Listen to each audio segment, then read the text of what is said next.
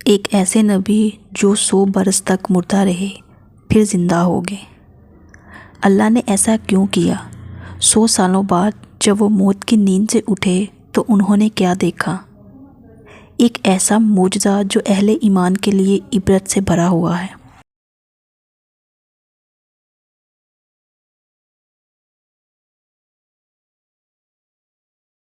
حضرت عزیر علیہ السلام بنی اسرائیل کے جلیل القدر پیغمبروں میں سے ایک تھے۔ آپ ہارون علیہ السلام کی اولادوں میں سے تھے۔ ایک قول کے مطابق آپ کے والد کا نام ساروخا تھا۔ آپ کا زمانہ بنی اسرائیل کی قید بابل سے رہائی کے بعد کا یعنی 6 صدی قبل مسیح کا زمانہ ہے۔ آپ علیہ السلام کو فلکیات کا علم تھا اور شریعت سومائی کے عالم بھی تھے۔ یہی وجہ ہے کہ آپ لوگوں میں بڑی قدر و منزلت سے دیکھے جاتے تھے۔ آپ بڑے نیک اور خدا پرست انسان تھے۔ تورات میں حضرت عزیر علیہ السلام کے نام سے کتاب صحیفہ عزرا موجود ہے، لیکن اس میں آپ کی زندگی کے بارے میں بہت زیادہ معلومات نہیں ملتی۔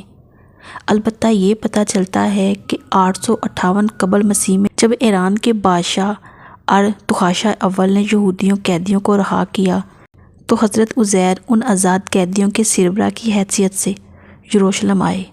یروشلم پہنچ کر آپ نے ہیکل سلیمانی میں باقاعدہ عبادت کی تجویز کی اور دیگر مذہبی رسومات کو پھر سے نافذ کی اور یروشلم شہر میں بہت سارے تعمیری کام کروائے۔ اس کام میں شہنشاہ ایران دارا نے آپ کی بہت مدد کی۔ اس زمانے میں تورات کا کوئی حافظ زندہ نہ تھا، نہ ہی تورات کا کوئی نسخہ موجود تھا، لہٰذا حضرت عزیر علیہ السلام کو فکر لاحق ہوئی کہ اب اللہ کے کلام کو لوگوں تک آگے کیسے پہنچایا جائے۔ انہوں نے اسرائیل کو جمع کیا کیونکہ آپ نے بچپن میں ہی تورات حفظ کر لی تھی، لہٰذا اسے سب کے سامنے پڑھ کر تحریر کروائی۔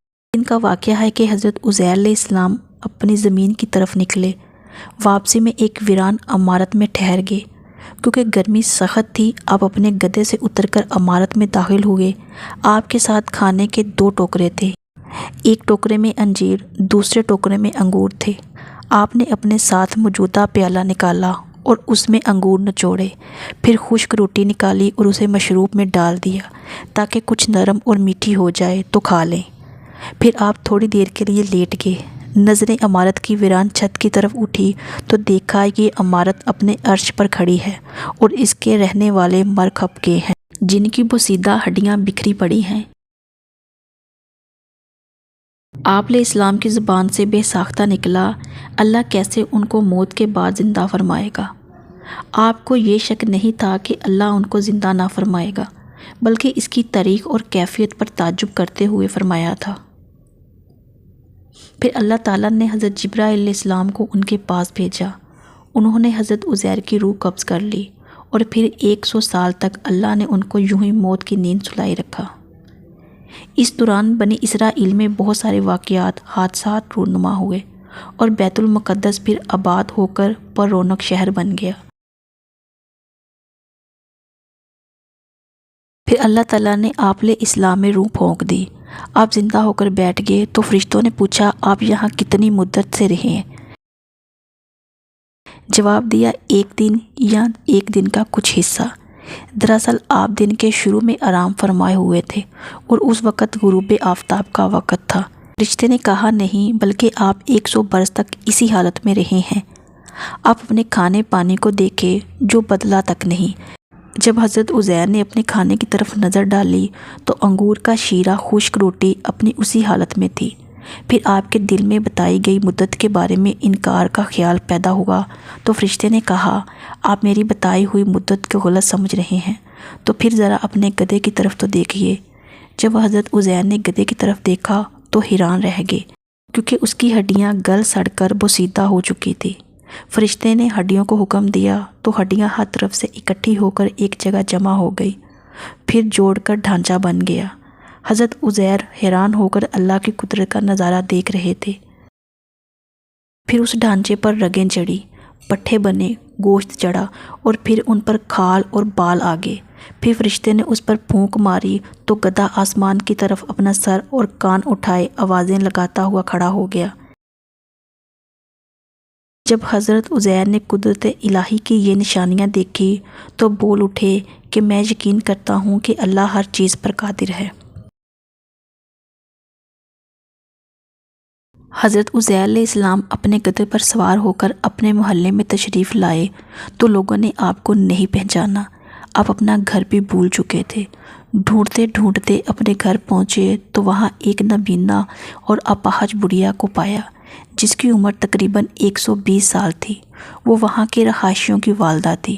جس وقت آپ گھر سے نکلے تھے اس وقت وہ 20 سال کی جوان لڑکی تھی اور آپ سے خوب اچھی طرح واقف تھی۔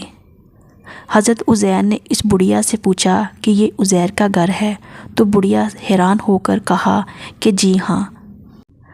پھر بڑھیا کی آنکھوں سے آنسو جاری ہو گئے اور بولی میں نے ایک عرصے سے کسی کے منہ سے عزیر کا ذکر نہیں سنا، اب تو لوگ بھی ان کو بھول چکے ہیں۔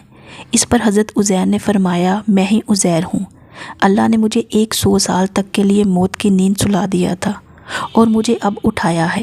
بڑھیا نے کہا سبحان اللہ، بے شک عزیر کو ہم سے بچھڑے 100 سال ہو چکے ہیں اور کسی سے ان کے متعلق ہم نے کچھ سنا بھی نہیں، لیکن آپ کیسے عزیر ہو سکتے ہیں؟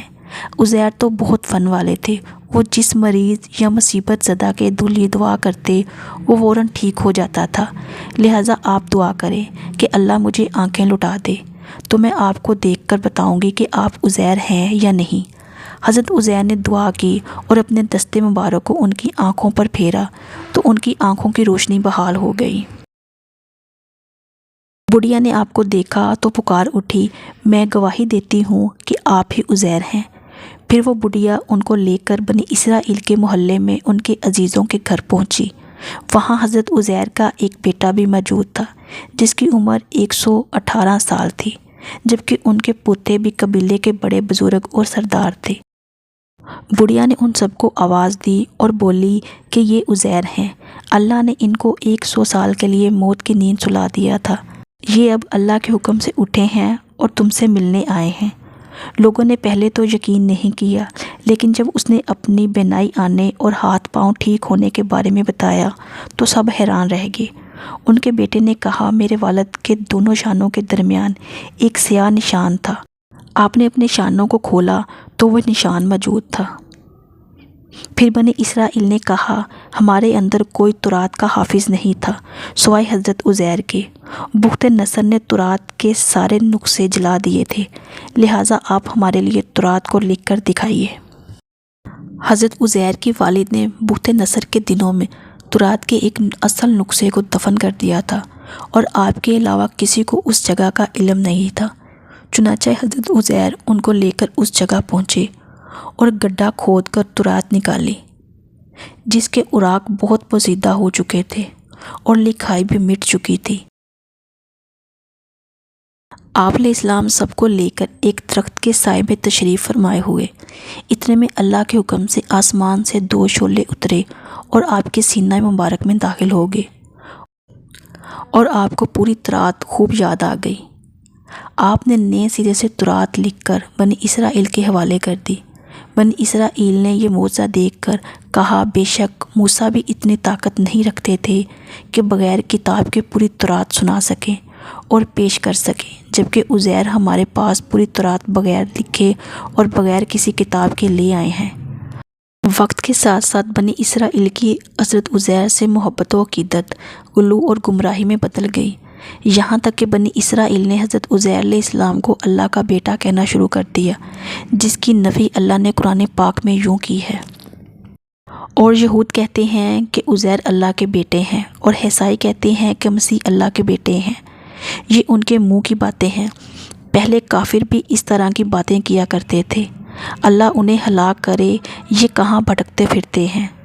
بے شک اللہ پاک ہر چیز پر قادر ہے۔ جس طرح اللہ نے 100 سال بعد نہ صرف حضرت عزیر کو دوبارہ اٹھایا بلکہ آپ کے گدھے کو بھی زندہ کیا، اس طرح بروز قیامت اللہ تعالیٰ سب لوگوں کو حساب و کتاب کے لیے زندہ فرمائے گا۔